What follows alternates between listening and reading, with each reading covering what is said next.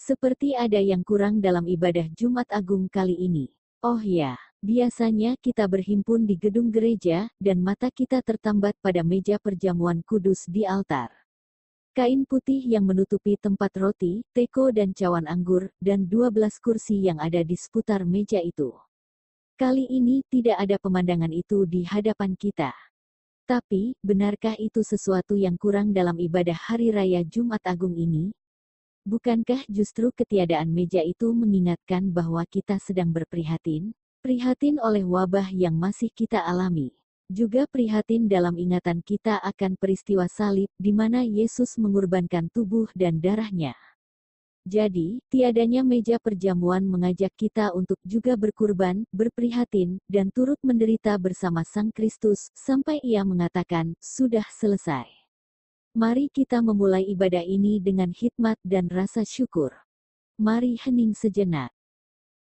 Mari bersama menyanyikan Kidung Jemaat 169 bait 1-3 dengan judul, Memandang Salib Rajaku.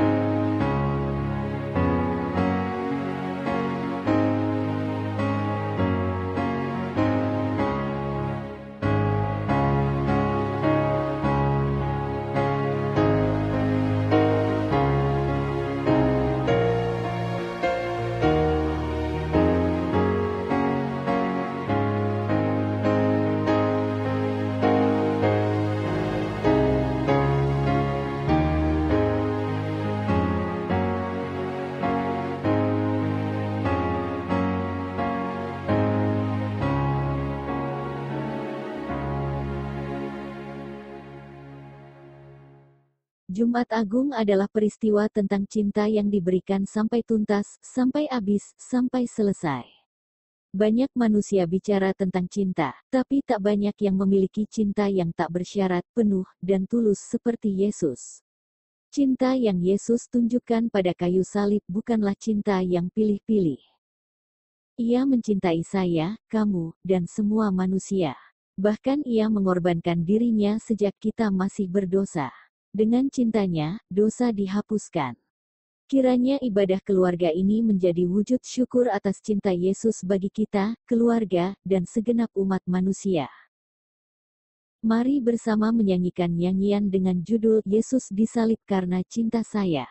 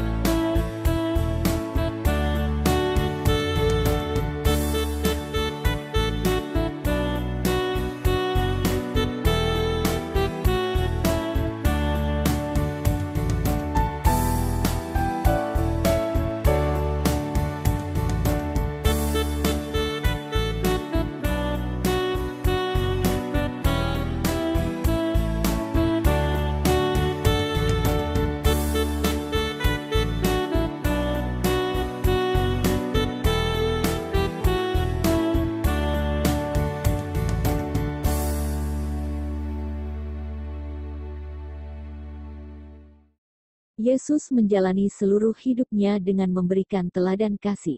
Bahkan, ia juga mengajak sesama manusia untuk mempraktikkan kasih secara konkret.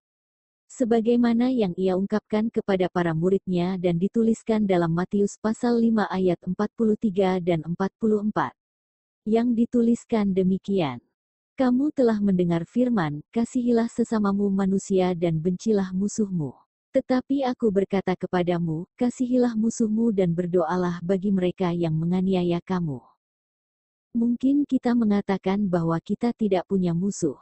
Akan tetapi, kalau mau jujur, bukankah benih permusuhan itu sudah ada dalam hati kita? Ketika kita memandang negatif orang lain, berpikir buruk tentang dirinya, merasa iri, lalu mengharapkan yang jelek menimpa hidupnya, bukankah itu juga wujud permusuhan? Marilah kita saling meminta dan memberi maaf. Ya Tuhan, kami kerap kali memusuhi sesama kami ketika kami berpikir buruk tentang orang lain, bergunjing atau bergosip tentang orang lain, bahkan merasa senang ketika orang itu mengalami kesusahan. Ampunilah kami, belum mampu meneladani kasih Yesus yang tanpa syarat. Amin. Tuhan sudah berkenan mengampuni kita. Pengampunan Allah itu difirmankannya dalam Efesus pasal 1 ayat 7. Yang demikian. Sebab di dalam Dia dan oleh darahnya kita beroleh penebusan yaitu pengampunan dosa, menurut kekayaan kasih karunia-Nya. Kiranya anugerah pengampunan Allah nyata atas kita, di dalam nama Bapa, Anak dan Roh Kudus. Amin. Amin. Syukur kepada Allah. Mari bersama menyanyikan nyanyian dengan judul Tanda Paku di Kaki dan Tangan, kita akan nyanyikan 2 kali.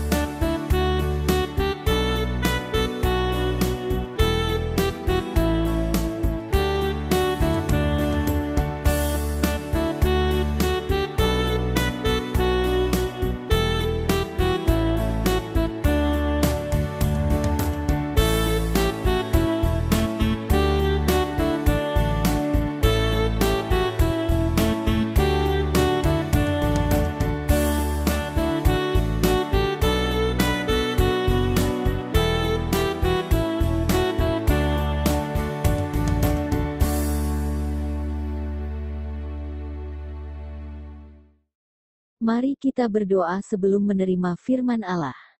Ya Tuhan, dalam turut serta kami merasakan penderitaan Yesus pada kayu salib, kami menyadari bahwa penderitaan dan kematian Sang Kristus adalah wujud cinta kasih-Nya yang tuntas. Ia mencintai kami dari awal hingga akhir. Karena itu biarlah sabda-Nya terpancar bagi kami, hingga kasih-Nya itu mengisi hati kami sepenuhnya. Kami menyambut firman yang kudus dalam nama Yesus Kristus. Amin. Amin. Bacaan Injil hari ini diambil dari Yohanes pasal 19 ayat 28 sampai 38.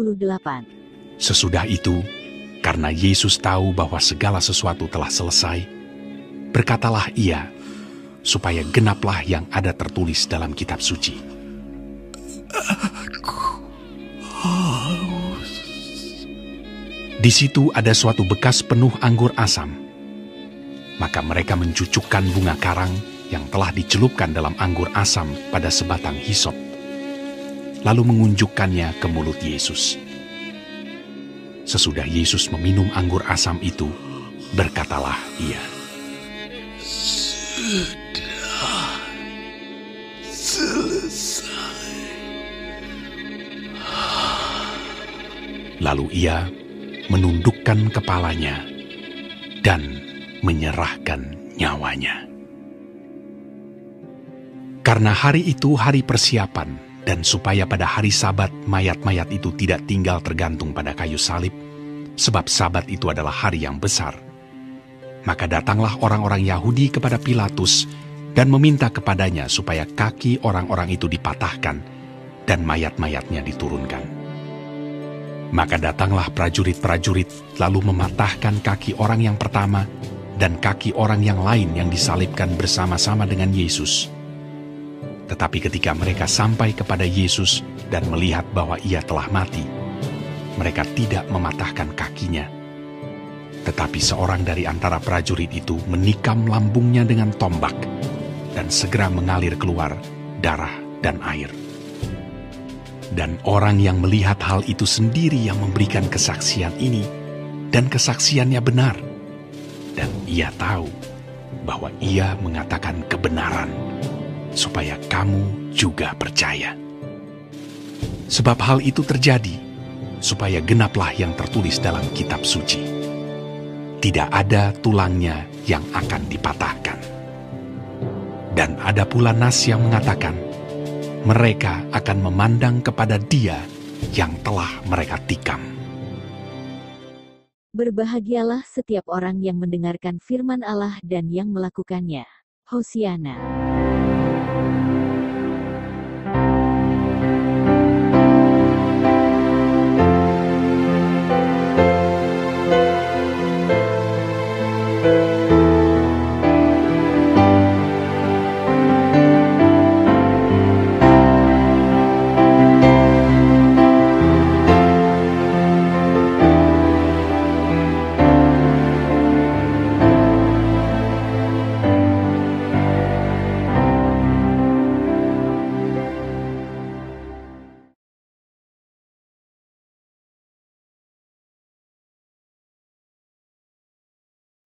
Shalom Bapak Ibu dan Saudara yang terkasih. Mengawali renungan pada hari ini saya ingin mengajak kita mungkin untuk flashback ke 2 atau 3 minggu mungkin ya. Pada saat itu kita belum mengalami pandemi corona yang seperti sekarang ini. Pada saat itu mungkin Bapak Ibu dan Saudara bebas melakukan banyak sekali aktivitas. Mungkin mulai dari pagi buta, kemudian berkejar-kejaran dengan transportasi umum mungkin atau mencoba untuk berangkat sepagi mungkin untuk menghindari kemacetan, atau mungkin melakukan banyak hal di rumah bagi yang tinggal di rumah, untuk membersihkan rumah, mungkin menyiapkan sarapan, atau mungkin mengantarkan anak sekolah dan lain sebagainya. Intinya dari mulai pagi buta sampai dengan malam hari, pada saat itu mungkin kita dipenuhi dengan segala macam aktivitas. Sampai akhirnya mungkin di malam hari sudah berada di atas ranjang, kemudian Bapak Ibu dan saudara-saudara yang terkasih, kemudian menarik nafas panjang, nafas lega dan mengatakan, puji Tuhan hari ini selesai sudah semua tugas-tugasku. Saya rasa hampir setiap dari kita pernah mengalami masa-masa yang demikian. Frase inilah yang mau kita gumuli hari ini, yaitu frase mengenai sudah selesai. It is finished, dan di dalam bahasa Yunani, dalam bacaan kita hari ini dikatakan sebagai tetelestai. Yesus di dalam bacaan kita hari ini di ayat yang ke-30, Yesus juga mengatakan, sudah selesai. Nah kalau kita jelas Bapak Ibu dan Saudara yang terkasih, sangat jelas. Kita selesai dari tugas A, tugas B, tugas C, dan seterusnya.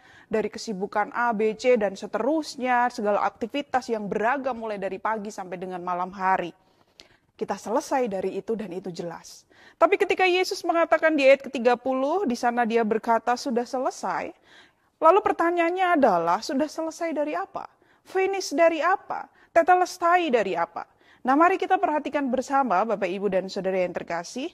Ketika Yesus mengatakan sudah selesai, Yesus sebenarnya sudah menggenapi semua nubuatan di dalam perjanjian lama yang berhubungan dengan penderitaan dan kematiannya.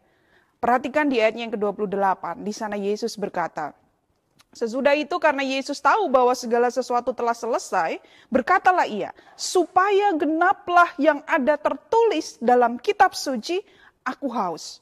Jadi maksud perkataan Yesus jelas, bahwa seluruh kitab suci telah digenapi dari awal sampai dengan akhir, dalam Taurat maupun kitab para nabi telah digenapi di dalam Yesus dan tidak ada satupun nubuatan yang terkait dengan penderitaannya yang belum digenapi. Yesus melakukan pekerjaannya secara konsisten. Dari awal sampai dengan akhir dia mati. Dia dibaptis. Bahkan kalau kita lihat flashback lagi lebih jauh ketika Yesus masih kecil, dia pun juga sudah harus mengalami semacam dia harus berpindah dari satu tempat demi menghindari pemerintah pada saat itu. Kemudian dia kembali lagi, kemudian dia dibaptis setelah dia dewasa, dia dicobai di padang gurun, dia mengajar dan terus memberitakan mengenai kerajaan Allah dan kebenaran. Dia melawan atau dia berhadapan dengan kedegilan hati para pemimpin agama saat itu. Belum dia harus berhadapan dengan para murid yang tidak paham-paham begitu tentang pengajaran Yesus.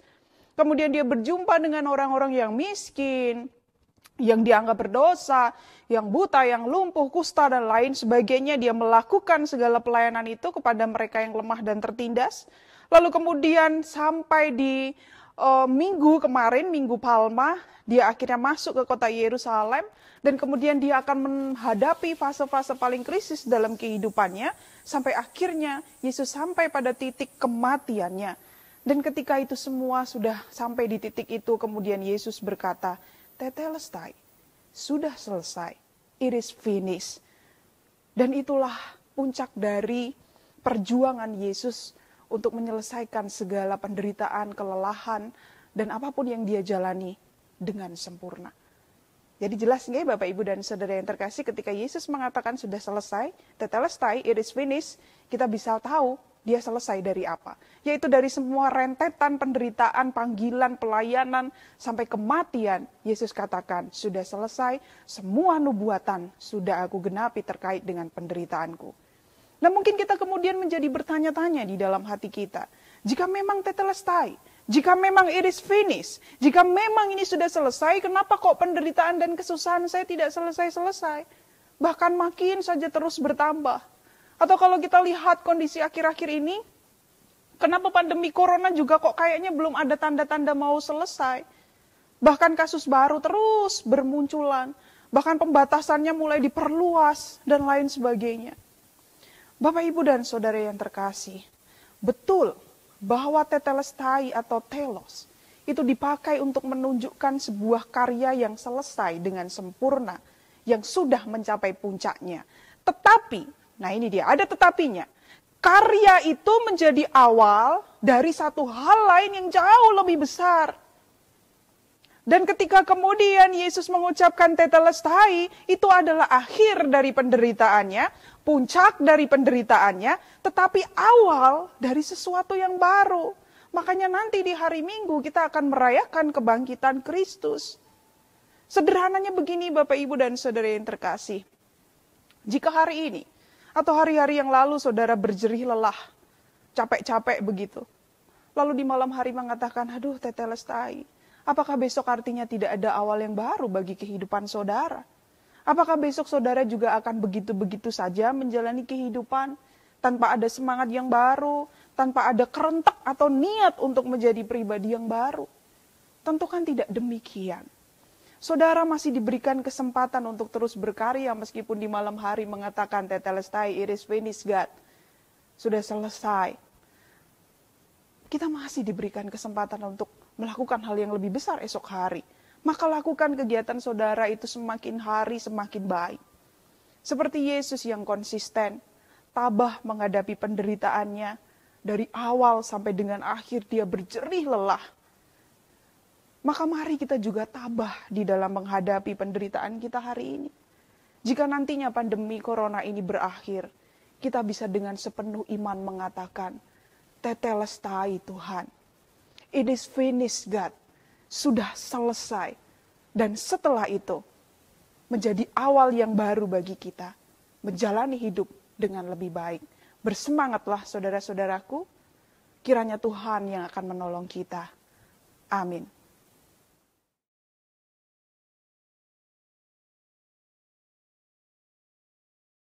Sebagai ungkapan keyakinan dan pengakuan iman kita, mari menyanyikan KJ 280 Aku Percaya.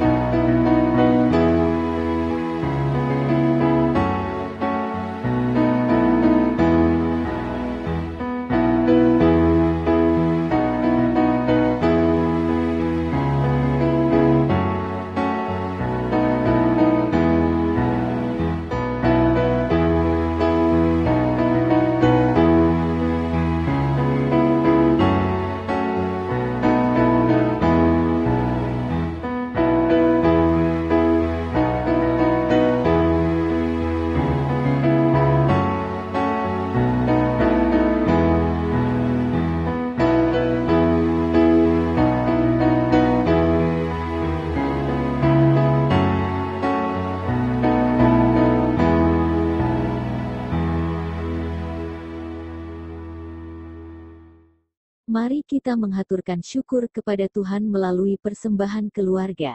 Sabda Tuhan dalam Roma pasal 11 ayat 36 demikian. Sebab segala sesuatu adalah dari Dia, dan oleh Dia, dan kepada Dia. Bagi Dialah kemuliaan sampai selama-lamanya. Mari kita menghimpun persembahan kita ke dalam amplop ini. Juga sebagai ungkapan syukur, mari kita menyanyikan nyanyian Nyanyikanlah Kidung Baru 84 bait 1 sampai bait 3, dengan judul, Ku betikan bagimu tubuhku, darahku.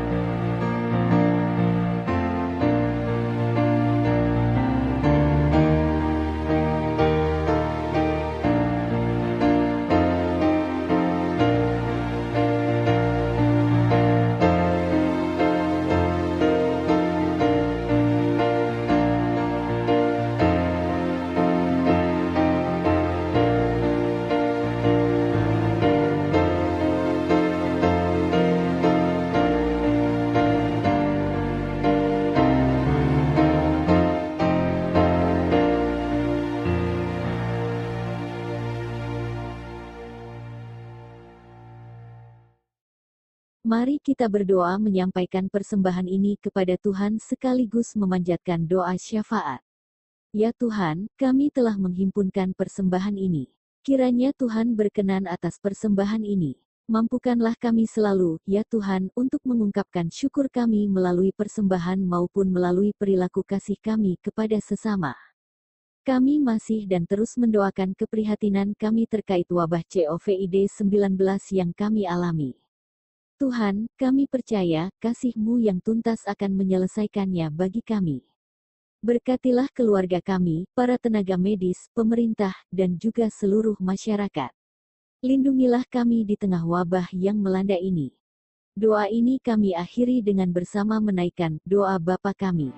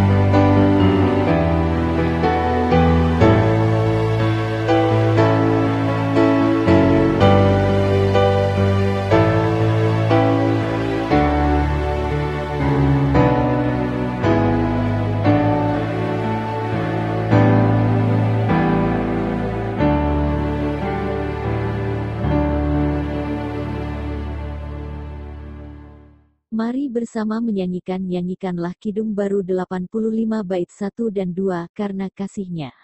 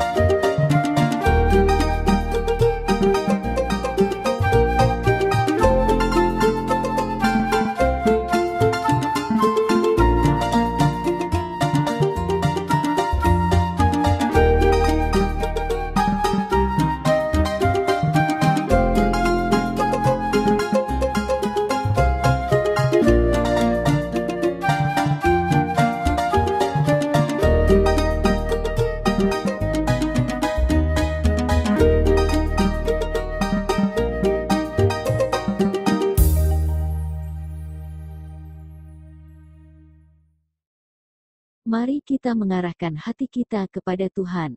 Hati kita terarah kepada Tuhan. Percayalah pada kasih-Nya yang tuntas mencintai kita. Ia akan menyertai kita dalam derita sampai kesudahannya. Kiranya kita dikuatkan. Syukur kepada Allah. Terpujilah Tuhan. Kini dan selamanya. Kini kita akan menerima berkat Tuhan.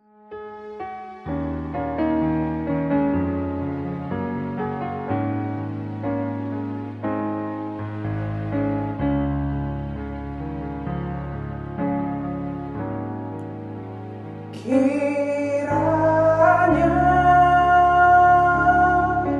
Tuhan memberkati kamu berlimpah-limpah dan memperluas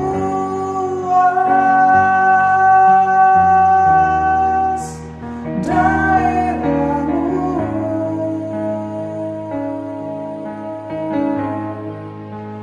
Dan kiranya tangannya menyertai kamu dan melindungi kamu daripada malapetaka.